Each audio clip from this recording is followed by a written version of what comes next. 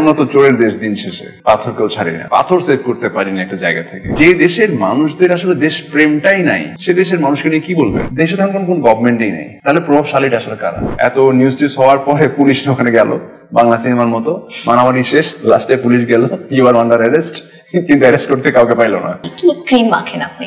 যেটা ভুল সেটা ভুল, এবং যে ভুল করেছে তাকে মেনশন করে যদি তুমি বলতে পারো তার বলো, আর নাহলে বলার দরকার নেই আসলে। ভাবি মানে আপনার ওয়াইফ কতটা সাপোর্টিভ ছিল? হি ওয়াজ সাচ এ গার্ল, যে হচ্ছে আমার যখন গার্লফ্রেন্ড ছিল সে খুবই পসেসিভ ছিল, কোনো মেয়ে আমার চোখের দিকে তাকাতেই পারে। সো সেই মেয়ের হাজবেন্ড হয়ে আমি মিডিয়াতে কাজ করছি আজকে এত বছর। কোন সেলিব্রিটিকে প্র্যাঙ্ক করতে চান? সাদিয়া ইমান। কিভাবে করবেন ভাইয়া? কি শুনে না কি নিতু? শুধুই আমার নিতুরে না পাইলে আমি পুরা দুনিয়া বরবাদ করে দিতে পারি।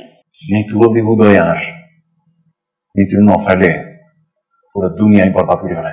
সাদিয়া ইমান একটু শর্ট টেম্পারড, তানজিন তিশা একটু উড়াধুরা আছে।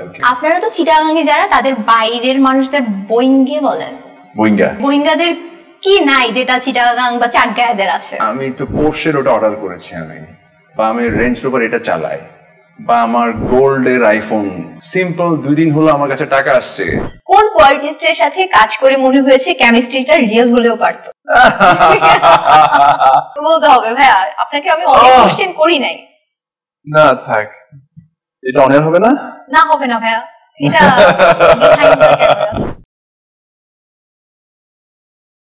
Hello everyone, welcome back to my regular podcast social celeb.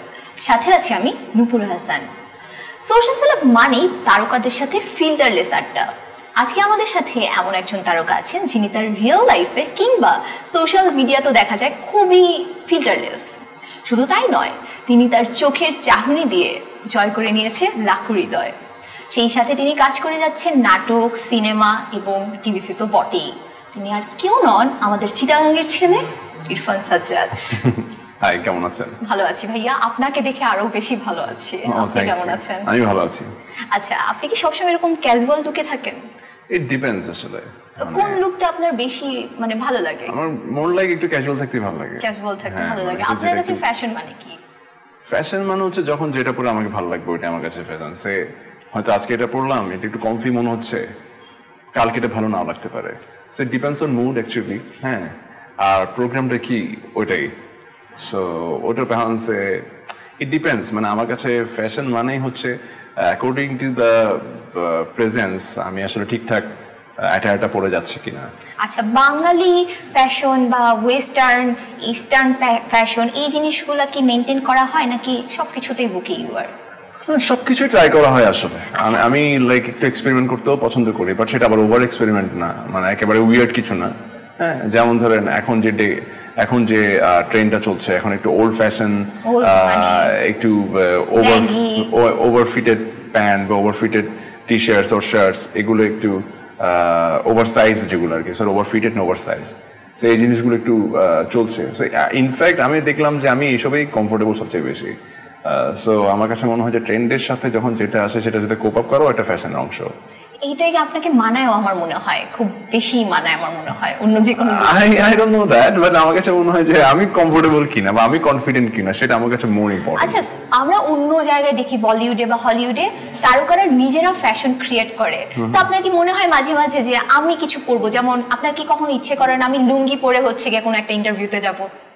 না, হতে পারে। মানে বিষয়টা হয়েছে কি, মানে এটা খুব লাইক আমার যদি আমি সেদিন যে গেটআপটা নিচ্ছি, সে ফর এক্সাম্পল ওইটার সাথে লুঙ্গির সাথে ম্যাচ করে যদি আমি একটা ওভার জ্যাকেটও পরতে পারি, ওয়াই নট? এটা যদি আমাকে মানানোটা হচ্ছে ইম্পর্টেন্ট।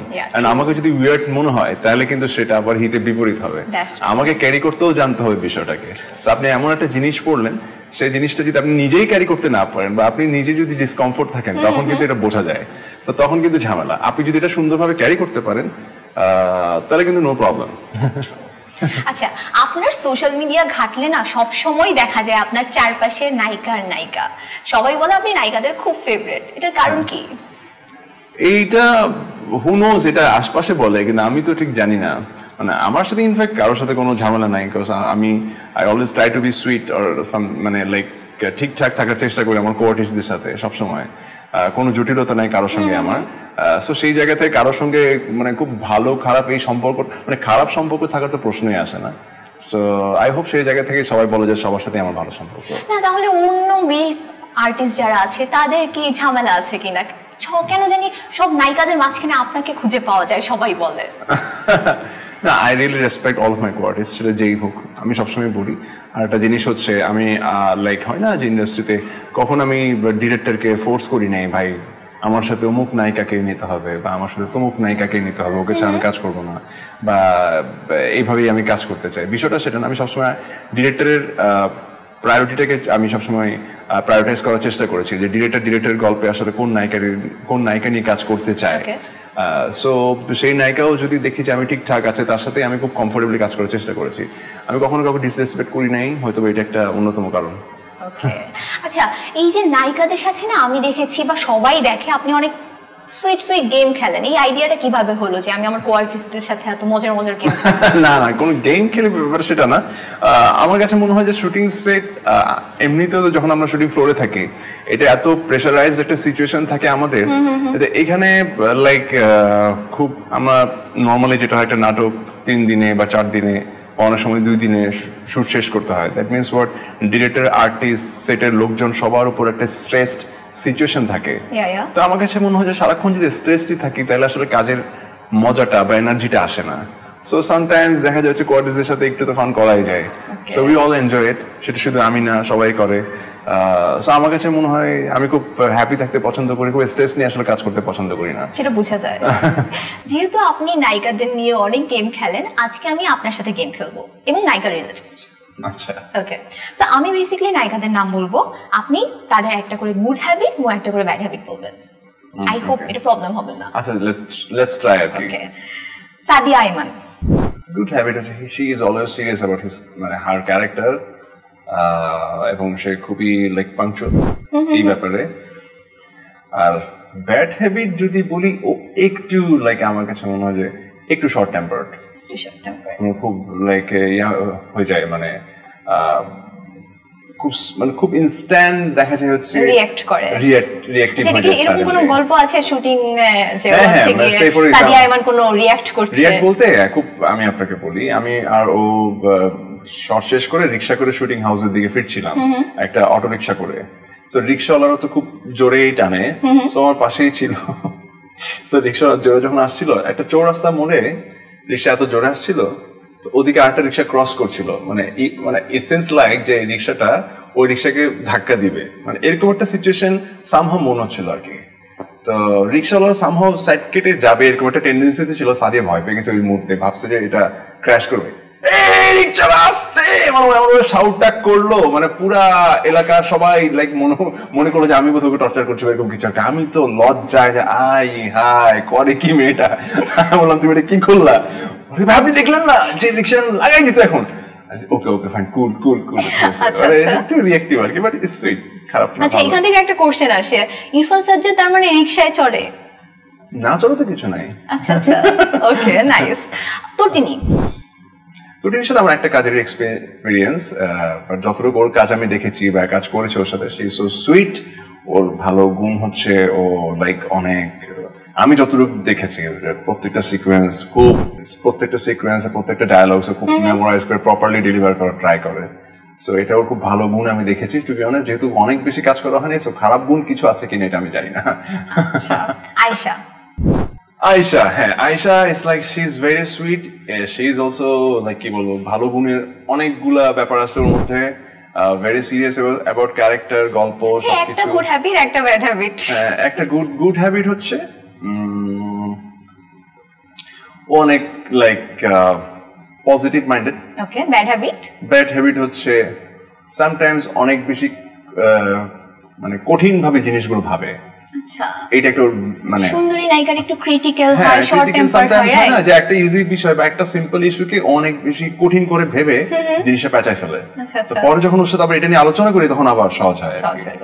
ওকে, হিমির সাথে আমার কাজের এক্সপিরিয়েন্স যেহেতু অনেক কম, বা লাস্ট কাজও করেছে অনেক দেরিতে, হিমির গুড হ্যাবিট কি বলবো, হ্যাবিট বলতে ওর জটিলতা নাই। আমি যতদিন কাজ করেছি ওর মধ্যে কোনো লাইক নায়িকা সুলভ একটা অনেক আছে না যে অনেক ধরনের প্রবলেমস থাকে, ওই জটিলতা ওর মধ্যে অনেক নায়িকা সুলভ অনেক ধরনের প্রবলেমস বলতে হচ্ছে মেয়েদের তো হয় না যে বলে কি বলবো, হ্যাঁ ভাইয়া বলেন, আমরা জানতে চাই। সরি আমি এই কাপে খাবো না, আমার জন্য আলাদা কাপ দাও, সরি এটা হবে না ওইটা হতে হবে, সরি এসি এত গরম কেন, ঠান্ডা করে, মানে আসলে ওই ধরনের জটিলতা দেখি নাই।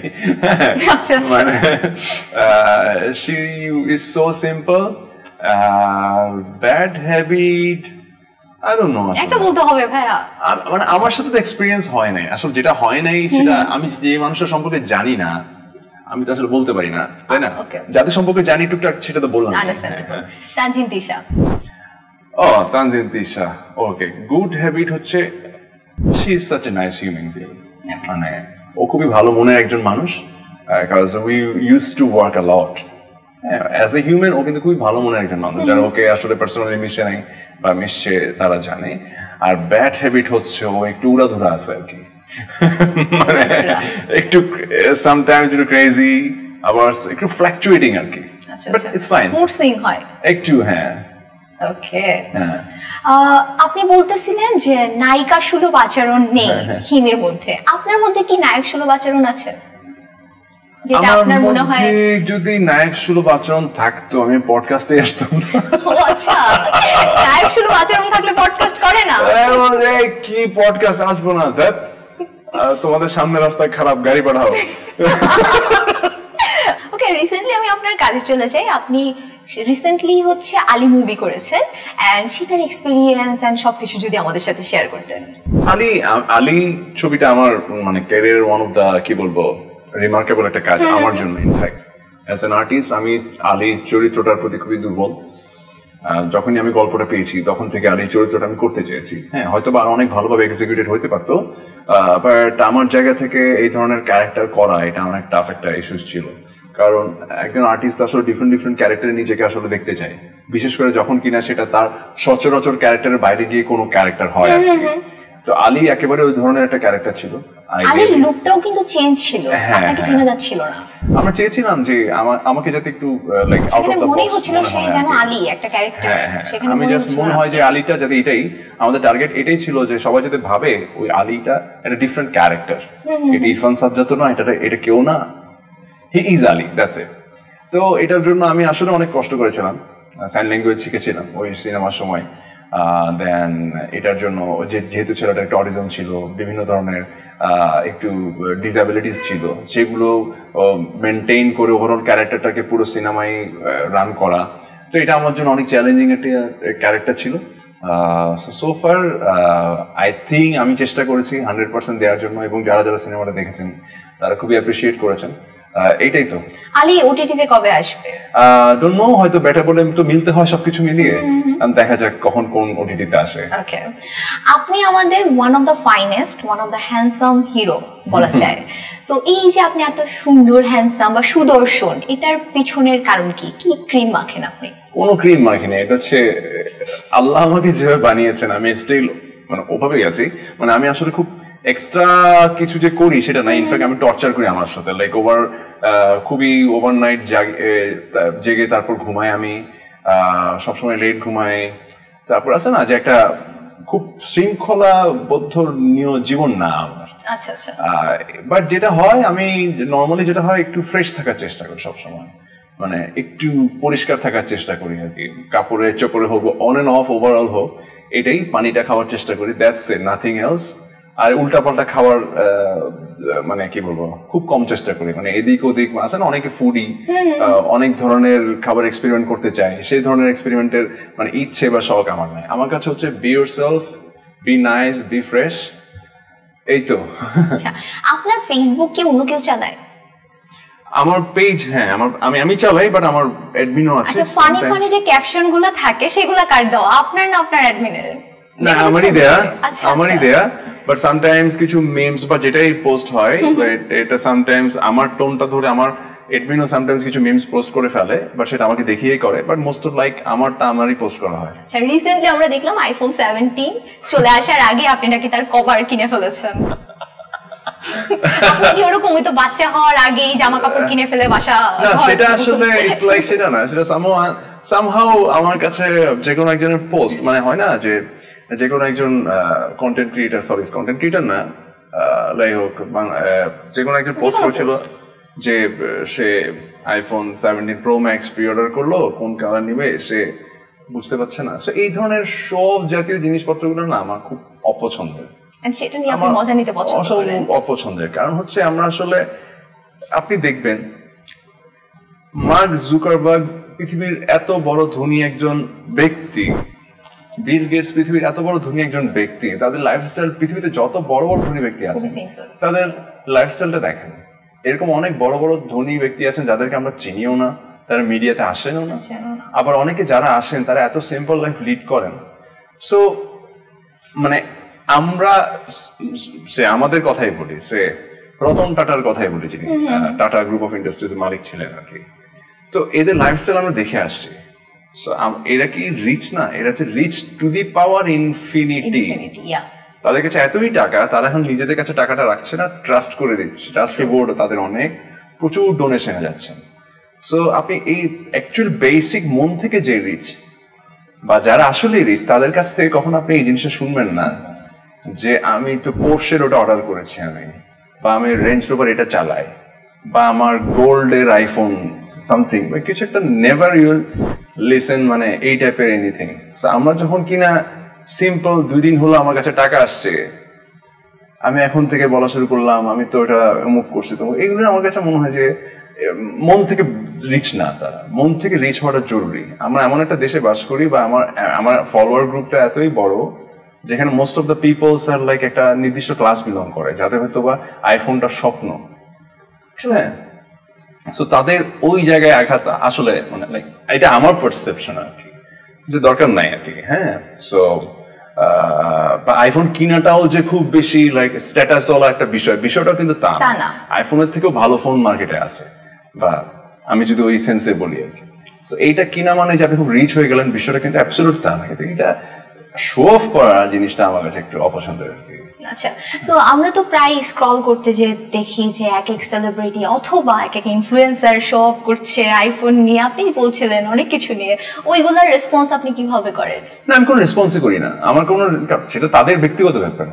আপনার ফ্রেন্ড যদি এরকম কিছু করে, আপনি তো অনেক নায়িকাদের সাথে কাজ করছেন, অনেক ইনফ্লুয়েন্সার আছে, তো তারা যদি এরকম করে তখন আপনি তাদের সাথে পার্সোনালি রিলেশনটা কেমন থাকে? সেটা তারা জানে। কেউ যদি আমার সামনে এসব করতে যায় তাদের সাথে আমার রিঅ্যাকশনটা কি হয় সেটা তারা খুব ভালোই জানে আর কি। ওকে, সো আমরা একটু লাইট টপিকে চলে আসি। সেটা হচ্ছে আমরা একটু আগে দেখছিলাম আপনি টিস্যু হাতে নিয়ে রাখছেন। হ্যাঁ, ভাবির আমাদের শারমিন সাজ্জাদের হচ্ছে গিয়ে খুব বড় একটা অভিযোগ, আপনার ব্যাড হ্যাবিটের মধ্যে একটা উনি বলেছেন আপনি টিস্যু অনেক ইউজ করেন আর অনেক ওয়েস্ট করেন। এটার কারণ কি?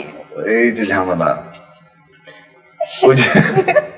ওই যে বললাম যে আমার একটু লাইক কি বলবো, এটা ফ্রেশ থাকার অভ্যাস, ওসিডি বলতে পারেন। হ্যাঁ, বা সামহাউ বলতে পারেন যে আমার কাছে মনে হয় যে আমার টিস্যু অলওয়েজ থাকে। মানে এটা থাকে হচ্ছে আমার এটা প্র্যাকটিস হয়ে গেছে কি আমার একটু ডাস্ট অ্যালার্জি আছে। So any time dust allergy বা কোল্ড অ্যালার্জি আছে আমার। সো যেটা হয় হচ্ছে খুব ডাস্ট থাকলে আমার এমনিতেও মানে হাঁচি আসার একটা প্রবণতা আছে। সো আমি টিস্যুটা রাখি কেন, যেতে এনি টাইম আমি প্রোটেক্ট করতে পারি আর কি। সো সেই জায়গা থেকেই দেখা যাচ্ছে আমি কিছু টাচ করলাম, হাত ধুইলাম টিস্যু দিয়ে, মুছতে মুছতে টিস্যুটা হাতেই রয়ে গেল। সো রয়ে যেতে যেতে যেতে যেতে কখন যে ফেলবো, কারণ আমি যেখানে সেখানে টিস্যুটা ফেলতেও পারি না, দেখা যায় হচ্ছে হাতে রয়ে গেল, কোন একটা ভালো জায়গা পেলে ফেলে দিবে, ততক্ষণ রয়েই যায় আর কি। ইন বিটুইন দেখা যায় টিস্যু থাকে না, এই যে ছিটতে আবার দেখা গেল হয়ে গেল আর কি। আচ্ছা, এত বছরের পথ চলা, 2013-তে একটা রিয়েলিটি শোয়ে চ্যাম্পিয়ন হয়ে আপনি ইন্ডাস্ট্রিতে পা রেখেছেন। তখন আমার জানতে ইচ্ছে করছে ঠিক কয়টা প্রেমের প্রস্তাব পেয়েছিলেন? প্রেমের প্রস্তাব তো আসলে কি বলবো, মানে আই ওয়াজ লাইক কি বলবো, আমি যখন থেকে যে কটাই পেয়েছি বিষয়টা হচ্ছে অ্যাকসেপ্ট করতে পারেননি। কিভাবে সম্ভব? I was married. হ্যাঁ, সেটাই ভাবছিলাম। সো ডিরেক্ট ইনডিরেক্টলি পেয়েছি কিছু, বাট যেটা হয় যে সবাই তো জানতো I was married and I was committed. So সেই জায়গা থেকে তখন মানে এইটাও তো সে ফর এক্সাম্পল বুঝলাম, সেটাই বলছি যে যখন কিনা মানে সে ফর এক্সাম্পল আমি একজন আমাকে অ্যাপ্রোচ করলো, সে আমার থেকে এক ধরনের রেসপন্স পেলো, তো সেটা সে 10 জায়গায় আলোচনা করছে। তো আলোচনা করতে করতে সবাই জেনেই যায় যে না এদিকে যাওয়া যাবে না, যাওয়া যাবে না। সো এটাই হয়েছে আর কি। ভাবি মানে আপনার ওয়াইফ কতটা সাপোর্টিভ ছিল আপনি যখন এই কম্পিটিশন এন্ড মিডিয়াতে চলে আসলেন? সাপোর্টিভ বলতে আসলে আমার কাছে মনে হয় কি প্রত্যেকটা ওয়াইফই, প্রত্যেকটা হাজবেন্ডই কম বেশি যদি একটা প্রপার সংসার করা লাগে, প্রত্যেকটা হাজবেন্ড ওয়াইফেরই তো সাপোর্টিভ হওয়া লাগে। তারপরে উনি জেলাস ফিল করতো না? তা তো অবশ্যই, ওয়াই নট, দিন শেষে হিউম্যান বিইং তো। হ্যাঁ, সো মানে হি ওয়াজ সাচ এ গার্ল, যে হচ্ছে আমার যখন গার্লফ্রেন্ড ছিল সে খুবই পসেসিভ ছিল, কোনো মেয়ে আমার চোখের দিকে তাকাতেই পারতো না, আমার চেহারা দিকে তাকাতেই পারতো না, এই টাইপের মেয়ে ছিল। সো সেই মেয়ের হাজবেন্ড হয়ে আমি মিডিয়াতে কাজ করছি আজকে এত বছর, সো দিস ইজ কোয়াইট মানে কন্ট্রাস্ট আর কি। সো প্রথমত ও নিজেই ডেফিনেটলি আনইউজুয়াল ছিলই, কারণ আমার কাজের ধরন তো ডিফারেন্ট। কারণ সকালে যাই, আবার ভোর রাতে ফিরি, মাঝরাতে ফিরি, একেবারে রাতে ফিরি, করেন কিছু জানেন না, কখন কি করছি কিছু জানে না, কারণ কোনো ট্রেস নাই, কিছু নাই। সো এটা একটু আনইউজুয়াল না? তো পরে যখন বুঝতে পারলো যে না কাজটার ধরনটাই এমন, হ্যাঁ, কাজ এখানে তো আসলে টু বি অনেস্ট আমরা তো খুবই শারীরিক ভাবে কাজ করি, মানে মানসিক শারীরিক মানে ওভারঅল খুবই কনসেন্ট্রেশন না দিলে এই অভিনয় জায়গাটা বা ক্রিয়েশনের জায়গাটা তো হয় না। তো পরে ইউজ টু হয়ে গেল যে এটাই আমার কাজের ধরন। তো এখন আর বেশ অনেক বছর হবে এগুলো নিয়ে কোনো ঝামেলা নাই, ঝামেলা হয় না। তারপরেও 17 বছর আপনারা ম্যারিড লাইফ লিড করছেন, if I am not wrong, and প্রেম করেছেন কতদিন? 2 বছর। আচ্ছা, তার মানে প্রায় 20 বছর, 20 বছর একসাথে চলার আই মিন অভিজ্ঞতা আমি জিজ্ঞেস করবো না, কিভাবে চললেন আর কি, এটা আমরা যারা জেনজি আছে তার খুব জানতে চাই, কিভাবে 20 বছর মানুষের সাথে টিকে থাকা যায়, রিলেশনটাকে টিকে থাকা যায়। রিলেশন বলতে এটা প্রথমত হচ্ছে আপনার, আমার কাছে মনে হয় যে এটা প্রথমত আপনার ইচ্ছা, আপনি কি চান। নাওয়াডেজ তো অপশনের অভাব নাই। আজকে আপনার সাথে ব্রেকআপ হলো, আমার বের হতে না হতে আরেকজন রেডি ওদিকে, বা ওর সাথে ব্রেকআপ হলো ওদিকে গেলে আরেকজন রেডি। সো রিলেশনটাকে সম্মান দিতে জানতে হবে আসলে, বা আপনি কি চান। তো এই চাওয়াটা হচ্ছে মেইন প্রায়োরিটি, আপনি কি চান জিনিসটা। এখন সে ফর এক্সাম্পল একটা হাজব্যান্ড ওয়াইফ তারা একজন একজনকে একটা সময় ভালোবাসতো খুবই, তাদের মধ্যে এখন আর আন্ডারস্ট্যান্ডিং নাই, হইতেই পারে তাদের মধ্যে ডিসএগ্রিমেন্টস আছে, সেটাও হতে পারে, কিন্তু হাজব্যান্ড বা ওয়াইফ তারা কেউই চায় না কাউকে ছাড়তে। কিন্তু দেখা গেল হচ্ছে ওরা এমন একটা জায়গা তারা মিট করতে পারলো যে জায়গাটাতে যদি থাকে কিছু ডিসএগ্রিমেন্টস তো আছেই, কিন্তু সেটাকে সাথে নিয়ে তারা লাইফটাকে লিড করছে। সো আপনাদেরকে ডিসাইড করতে হবে how you gonna leave.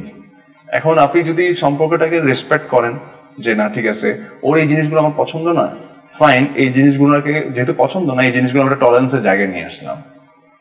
Opposite side থেকেও জিনিসটা আসতে হবে, কারণ সবার সবকিছু পছন্দ নাও হইতে পারে।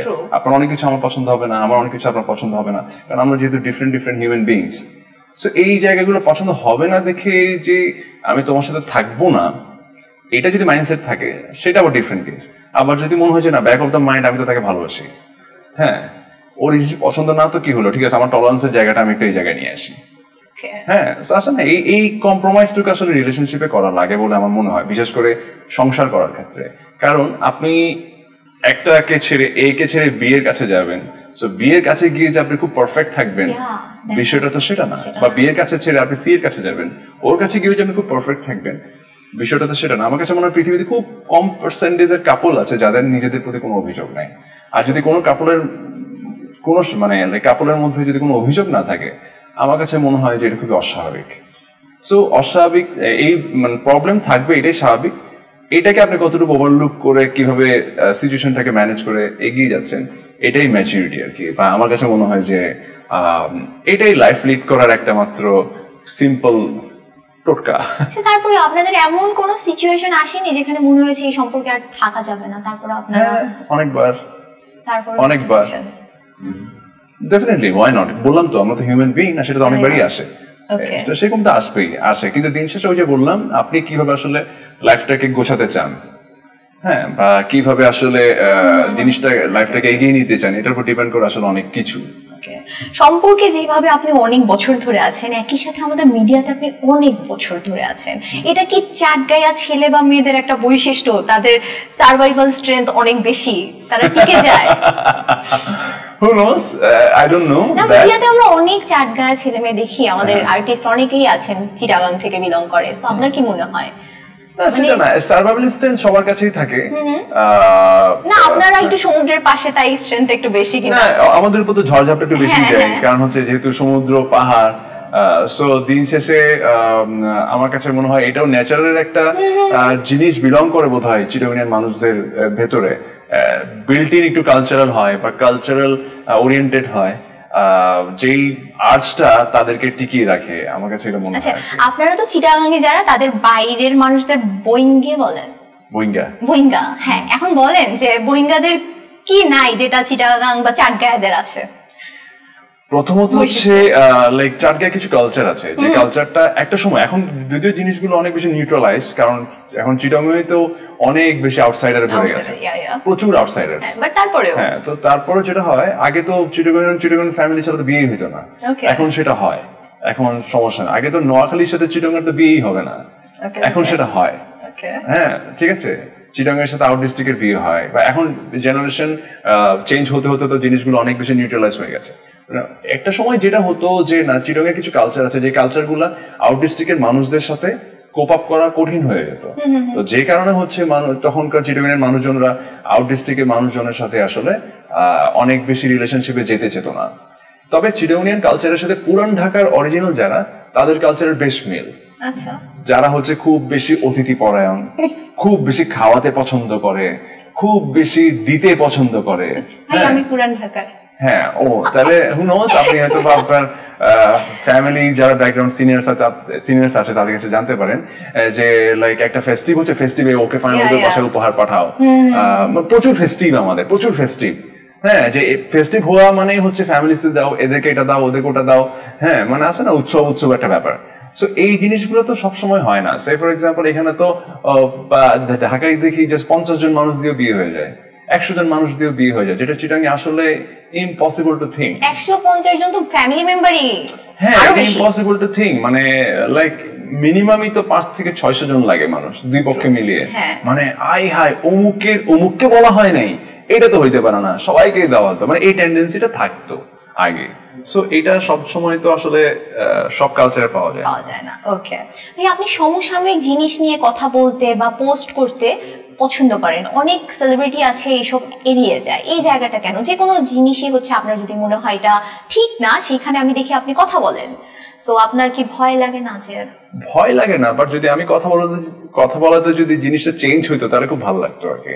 হয় না, দিন শেষে তো আসলে ব্যাক অফ মাইন্ড আমরা তো আমাদের দেশটাকে ভালোবাসি, তো দেশটাকে যেহেতু ভালোবাসি, দেশের মানুষকেও যেহেতু ভালোবাসি, এবং দেশের মানুষগুলোর জন্যই তো আসলে আমরা যারা বিভিন্ন বড় বড় সেলিব্রিটিশিপ জায়গায় বসে আছি, আমরা কিন্তু মানুষদের জন্যই বসে আছি। এখন সেই জায়গায় গিয়ে যদি আসলে দেশের প্রবলেম নিয়ে আমরাই কথা না বলি, আমার কাছে এটা হিপোক্রেসি মনে হয়। হ্যাঁ, আমি বললাম না, বললে আবার প্রবলেম হয়ে যাবে, বললে আবার এটা একটা ঝামেলা হয়ে যাবে, কিন্তু আবার এমন ভাবে বললাম যাতে লাঠিও ভাঙলো না, সাপটাও মরে গেল। এই জিনিসগুলো আমার কাছে খুব খারাপ লাগে। যেটা ভুল সেটা ভুল, এবং যে ভুল করেছে তাকে মেনশন করে যদি তুমি বলতে পারো তাহলে বলো, আর নাহলে বলার দরকার নেই আসলে। মানে ভয় কি, মানে এখন দিন শেষে আপনি দেখেন এখন যে সিচুয়েশন আছি, বাংলাদেশের সিচুয়েশন কখনো চেঞ্জ হবে না। আগে এক ধরনের ভয় ছিল, এখন আরেক ধরনের ভয়। প্রবলেম আমরা যারা সাধারণ মানুষ আছি, আমাদের দিন শেষে যারা ওই চেয়ারগুলোতে বসার জন্য যুদ্ধ করে যাচ্ছে, তাদেরই বেনিফিট, আমার আপনার কোনো বেনিফিট হচ্ছে না। সো যতদিন পর্যন্ত আমার আপনার বেনিফিট হবে না, ততদিন পর্যন্ত আসলে কেউ আমরা ভালো থাকতে পারবো না, যতই গভর্নমেন্ট চেঞ্জ হোক, যতই আন্দোলন হোক, যতই যা কিছু হোক। সো আপনি যেটা বললেন, আমার কাছে মনে হয় যে সবকিছু নিয়ে তো আসলে সবসময় বলা সম্ভব হয় না, কিন্তু কিছু কিছু জিনিস তো না বলেও পারা যায় না আসলে, সেই আর কি। ঘুরতে পছন্দ করেন? হ্যাঁ।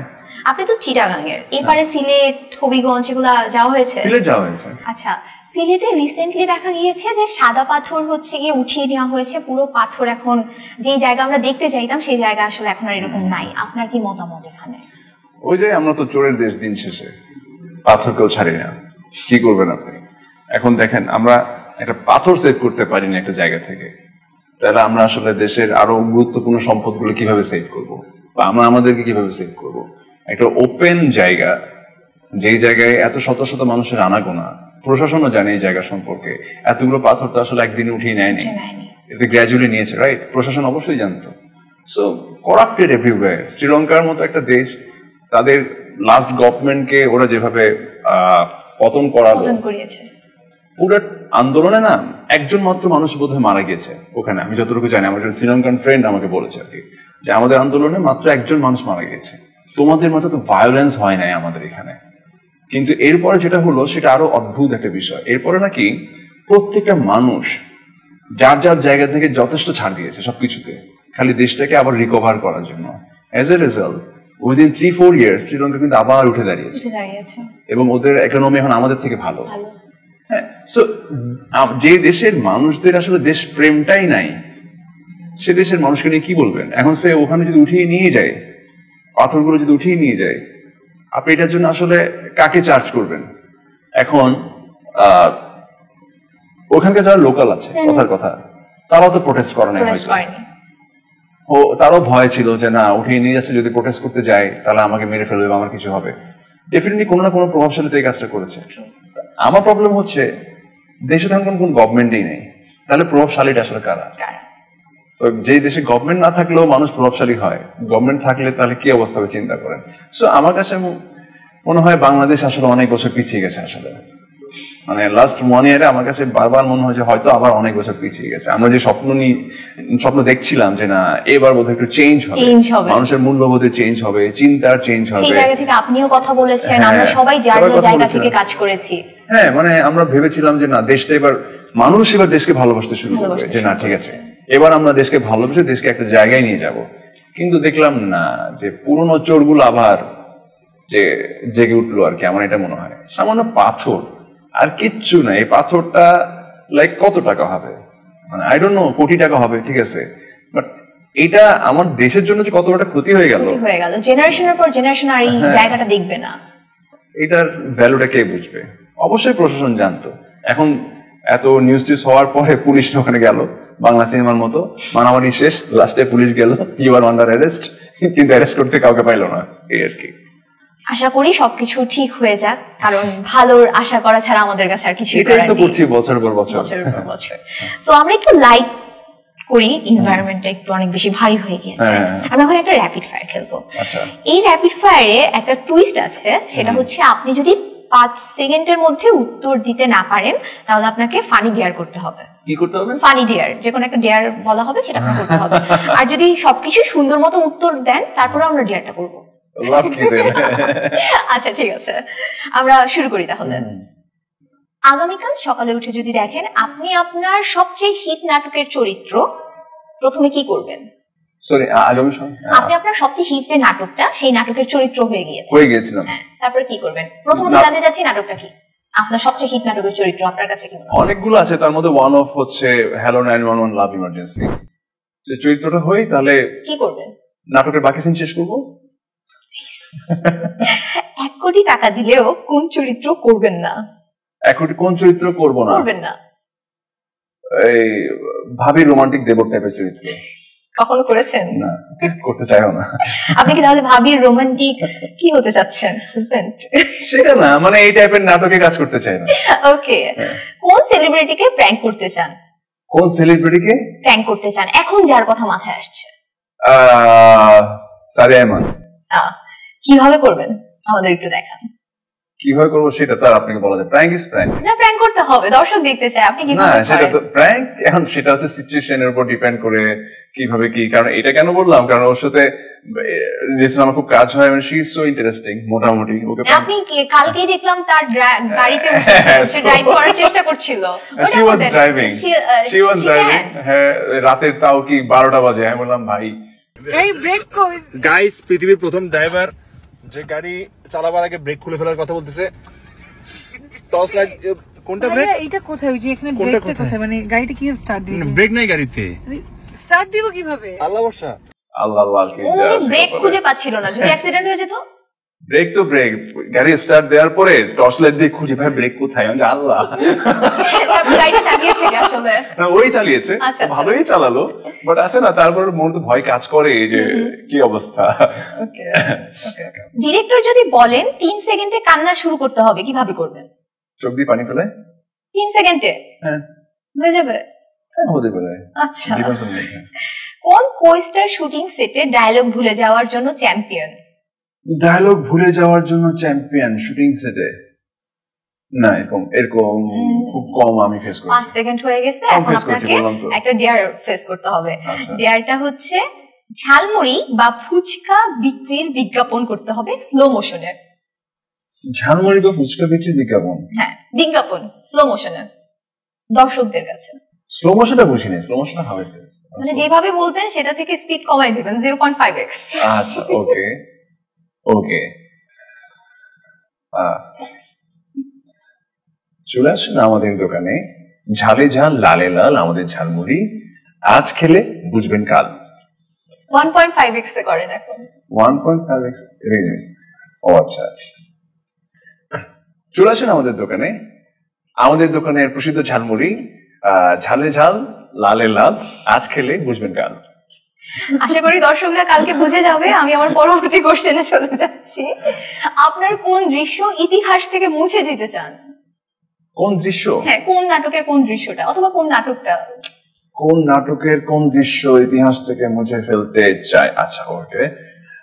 ইতিহাস থেকে সেটা হলো, আমি একটা সিনেমা করেছিলাম অনেক আগে। সিনেমাটার নাম হলো ইউটার্ন। ইউটার্ন ছোট্ট একটা ক্যারেক্টার, মানে ওখানে একটা ছোট ক্যারেক্টার করেছিলাম, ইউটার্ন। এই সিনেমাটা মুছে যেতে বললে ভালো হতো, করা উচিত ছিল না এটা। যদি কোনো লাইভ শোতে হঠাৎ করে ডায়লগ ভুলে যান, সঙ্গে সঙ্গে কি করবেন? ম্যানেজ করবো, মানে কোনো না কোনো তো কিছু একটা প্রম থাকবেই। ওকে। হ্যাঁ, আপনি এত ফিল্টারলেস, আমি কোনো ডিয়ার গেম আপনার সাথে খেলতে পারছি না, মজা হচ্ছে না, দর্শক মজা পাবে না। আমি আরেকটা ডিয়ার গেম খেলবো আপনার সাথে।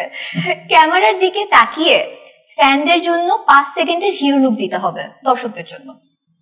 ক্যামেরার দিকে তাকিয়ে 5 সেকেন্ডের হিরো একটা লুক দিতে হবে। ওকে, দিস রেডি।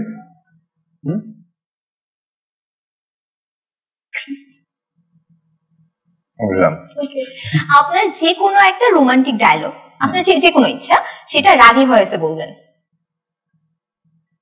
আমি চাই না তুমি আমাকে ভালোবাসো, কিন্তু যখন ইচ্ছা হবে তখন বেশো।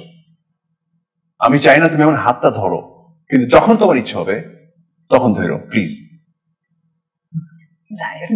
অসাধারণ অসাধারণ।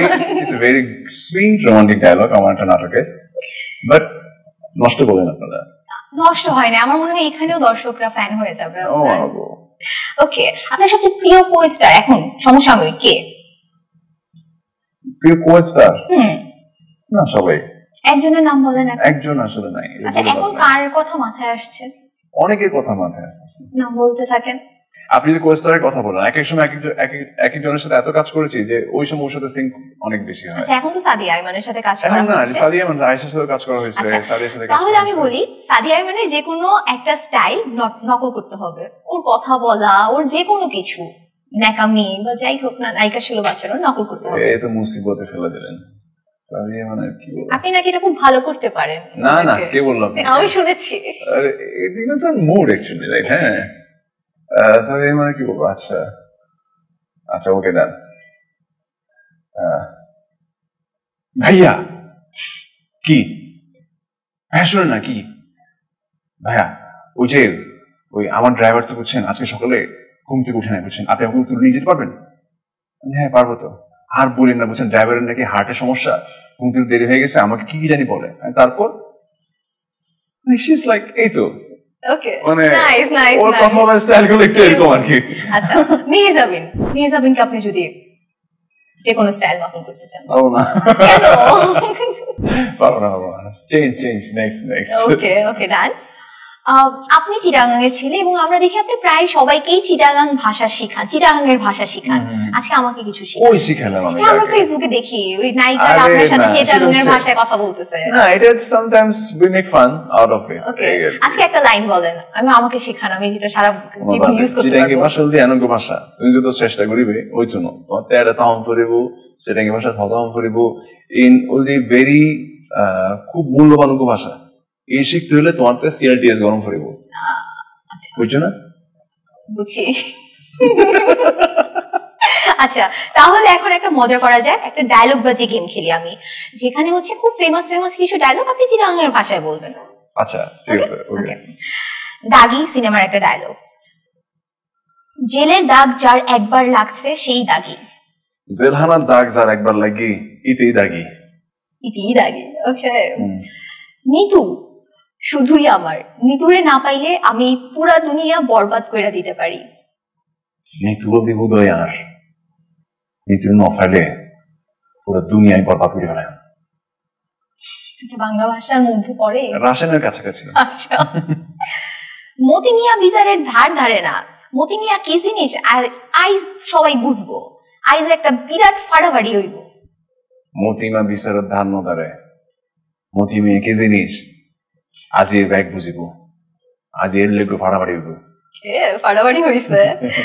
আমার লাইফে কম বইলা কিছু নাই, আমার লাইফে শুধু তুফান হবে, তুফান। আন লাইফত হম হইতে কিছু নাই। আন লাইফত কি জানি তুফান, তুফান হইব, শুধু তুফান। আন লাইফত হম হইতে কিছু নাই।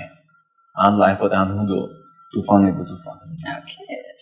লাস্ট, এত বছর ধরে এত কষ্ট করলাম, নিজেকে লুকায় রাখার পারলাম না, এর কারণে বাইরে আসতেই হইলো আমারে। হতাশ, আমি খুব হতাশ। এত বছর এত কষ্ট করলাম, নিজেকে লুকায় রাখার আর পারলাম না, এর কারণে বাইরে আসতেই হইলো আমারে। হতাশ, খুবই হতাশ। এত বছর এত কষ্ট করলাম কিন্তু নিজেরে লুকো রাহিত না পারলাম। হতাশ, খুব হতাশ। আশা করি দর্শকরা হতাশ না, তারা খুবই মজা পাচ্ছে। আমরা ছোট্ট একটা চিট চ্যাট গেম খেলবো। ওকে। একদিন সকালে ঘুম থেকে উঠে দেখলেন পৃথিবীতে একমাত্র মানুষ আপনি, এবার কি করবেন? আবার ঘুমিয়ে যাবো। কি করবো না, আমি কাজ টাজ নাই তো আর। 3টি কারণ বলুন যে কারণে আপনি সবার থেকে আলাদা। প্রথমটা হচ্ছে আমি অনেক বেশি হোমসিক। দ্বিতীয় হচ্ছে আমি লাইক আমি খুব বেশি স্ট্রেস নেই না কোনো কিছু নিয়ে, লাইক মানে ও এটা করে ফেলছে, ও এটা করে ফেলছে। হ্যাঁ, কুল মাইন্ডেড। হ্যাঁ, খুব ঠান্ডা মাথায় হ্যান্ডেল করার চেষ্টা করি বিষয়টা। আর আমি লাইক জানি আমি কি করব লাইফে, তো আমি ওটা নিয়ে থাকি, আমি আমাকে নিয়ে থাকি, 10 জনকে নিয়ে ভাবি না। কোন কোয়ালিটিস্টের সাথে কাজ করে মনে হয়েছে কেমিস্ট্রিটা রিয়েল হলেও পারতো? ও গড, বলতে হবে ভাইয়া, আপনাকে আমি অনেক কোশ্চেন করি নাই। না থাক, এটা অনেক হবে না। না হবে না ভাইয়া, এটা behind the camera থাকবে। থাক, না বলি এটা। আচ্ছা, তার মানে মনে হয়েছে ভাবির এটা জেনে থাকা উচিত। না না, সেটার জন্য না, কোশ্চেন অ্যানসার এখন আপনি অ্যানসার করছেন, এখন কারোর না কারোর তো নাম আমার নিতে হইতো, সেটা আসলে দরকার নাই। আমরা চলে এসেছি আমাদের লাস্ট সেগমেন্টে, যেটা হচ্ছে দুষ্ট কোকিল জানতে চায়। কেন? এখন ব্যাপারটা হচ্ছে আপনার কমেন্ট বক্সে অনেক মানুষ, অনেক ফ্যান আপনার থেকে অনেক কিছু জানতে চায়। এখন আপনার কাজ হচ্ছে তাদের কমেন্টের রিপ্লাই দেওয়া। আচ্ছা, ওকে। এন্ড ফানি ওয়েতে। ওকে। ফার্স্ট কমেন্ট হচ্ছে, ভাই আমার মনে হয় দেশের অভিনেতা অভিনেত্রীদের মধ্যে সেন্স অফ হিউমার সবচেয়ে বেশি ইরফান সাজ্জাদ ভাইয়ের। আমিও একমত। আপনাকে কেন যেন আমার অনেক বেশি ভালো লাগে। Full package person. এই যে আপনার সেন্স অফ হিউমার ভালো দেখে আপনি বিষয়টা বুঝতে পারছেন ভাই। ওকে, নেক্সট কমেন্ট। একটা ছবিতে আপনি ক্যাপশন লিখেছেন, বাসায় বলেছে আমাকে ছিলা মুরগি লাগতেছে। সেখানে আপনি একজন কমেন্ট করেছে, আমিও বলছি কিন্তু লাগছে হচ্ছে বিদেশি ছিলা মুরগি। এটা কমেন্টটা তো করছে কে দেখেন, আমাদের আয়েশা খান। আচ্ছা, তাহিয়া তানজিম খান আয়েশা। ওকে, ওই যে আমি আমার অ্যানসার দিলাম, কথা কম বলো প্রিয়। নেক্সট কমেন্ট, ইরফান ভাই কোনোভাবে আমারে ভাইরাল করে সেলিব্রিটি বানিয়ে আপনার টিমে নেন, কাপ আপনার জয়ের নিশ্চয়তা দিচ্ছি। পিসা দিয়ে কিছু হবে না, যদিও দুজনই পছন্দের মানুষ। কি নাম তার? তৌহিদুল ইসলাম। ঠিক আছে ভাই, নেক্সট সিজন গ্যারান্টি। আপনি খেলেন নাই বলে আসলে চ্যাম্পিয়ন হতে পারিনি। নেক্সট কমেন্ট হচ্ছে একটা মিম, সেখানে লিখেছি কিছু বেডি স্ক্রিনশটও বিশ্বাস করে না। মানে একজন লিখছে, জান তোমাকে স্বপ্নে দেখলাম, এখন ওইখানে আসছে বিশ্বাস করি না, স্ক্রিনশট দাও। হ্যাঁ, এখানে কমেন্ট আসছে কিছু বেডি স্ক্রিনশটও বিশ্বাস করে না। এই ভাই আমার দুঃখটা আপনি বুঝছেন ভাই। ওকে, একটা ছবিতে আপনি ক্যাপশন লিখেছেন একটি বেকাতেরা কম্পিটিশন। এখানে কমেন্ট এসেছে, ফুরফুরে মেজাজে থাকলে কত রকম কম্পিটিশন করতে মন চায়। ভাই সমস্যা নাই, একদিন সময় করে আমার সাথে দেখা করেন, আপনার সাথে একটা কম্পিটিশন করবো আমি। ভাই ক্যাপশনটা কি মনে করে দিয়েছেন আমি জানি, সাকিব খানের এক ঐতিহাসিক সিমেনার ক্রিকেট ম্যাচে ঠিক এভাবে জয়া হাসান গ্যালারি থেকেও চিৎকার করে বলেছিল মারো। আমাদের মধ্যে আমাদের সেলিব্রিটি টুর্নামেন্ট খেলছিলাম, তখন আমরা হচ্ছে জয়া পারো যে ঐতিহাসিক যে একটা ডায়লগ ছিল, মা ওইটাকে মনে করে করে বল পেটাতাম। আচ্ছা, সো এটা নিয়ে একটা ফানি একটা পোস্ট দিয়েছিলাম আর কি, আমার ব্যাটিং এর একটা পিকচার দিয়ে। একটা ছবি আপনার সাথে মেসি, সেখানে কমেন্ট এসেছে, ভাইয়া seems like your calories goat upgraded quicker than Messi on a counter attack. বিষয়টা হচ্ছে কি, এআই দিয়ে ছবিটা বানাইছিলাম তো, এআই এ ভুল করে ওকে, হালকা মিসজাজ করে ফেলছে ভাই। আপনার নেক্সট একটা ছবিতে সুনহেরা বিনতে কামাল কমেন্ট করেছে, চোখের চশমায় পাওয়ার আছে? এখন যেটা পরে আছেন এটা পাওয়ার আছে? না, এখন তো তোমাদের দেখতে হলে চশমা লাগে না, ওটা খুঁজেই পাওয়া যায় না, সারাক্ষণ তো দেশের বাইরে আউটডোরে থাকো, এত ব্যস্ত হয়ে গেছো, এখন তোমাকে খোঁজার জন্য পাওয়ার চশমা পাওয়া লাগতেছে। এটা হচ্ছে আপনার ক্যাপশন ছিল, সরি মাপ চাই ভাই, মনটা একটু ভালো করার জন্য বাংলাদেশের ব্যাটিংটা দেখতে বসেছিলাম। কমেন্ট এসেছে, না দেখলে জিতে যায়, তুই দেখা বাদ দিছিস, তাই দেখা বাদ দিছি, তুমিও তাই করো। আরে ভাই আমিও তাই করছিলাম বুঝছেন, কিন্তু তারপরে ভুলে সামটাইমস মনে হয় না যে মনটা খারাপ হলে দেখি বাংলাদেশের ব্যাটিং, দেখতে বুঝছি সব মোটামুটি পাশে চলে গেছে ব্যাটসম্যান, এই দুঃখ আর কি করবো আর। লাস্ট কমেন্ট, আপনার খুবই সুন্দর একটা ছবিতে কমেন্ট এসেছে, be a man first, man have beers. ভাই শুনেন, প্রত্যেকটা ম্যান কিন্তু ভেতরে ভেতরে সবাই কিন্তু বয়, ঠিক আছে, দাড়ি ফেলে দিলে সব বয়, হ্যাঁ সামটাইমস হয় না যে একটু দাড়িতে ফেলা লাগে বয়স একটু কমানোর জন্য, তো ওই সময় এটাই করছিলাম, একটু অসুবিধা নাই, দাড়ি আবার উঠে গেছে, আমি ম্যান হয়ে গেছি আবার। Okay, thank you so much ভাইয়া, আপনার এত ভ্যালুয়েবল টাইম আমাদেরকে দেওয়ার জন্য। Thank you so much, thank you everyone আমাদের পাশে থাকার জন্য। আমি পরবর্তী শোতে চলে আসবো আরেকজন স্পেশাল গেস্ট নিয়ে, ততদিন পর্যন্ত সাথে থাকুন।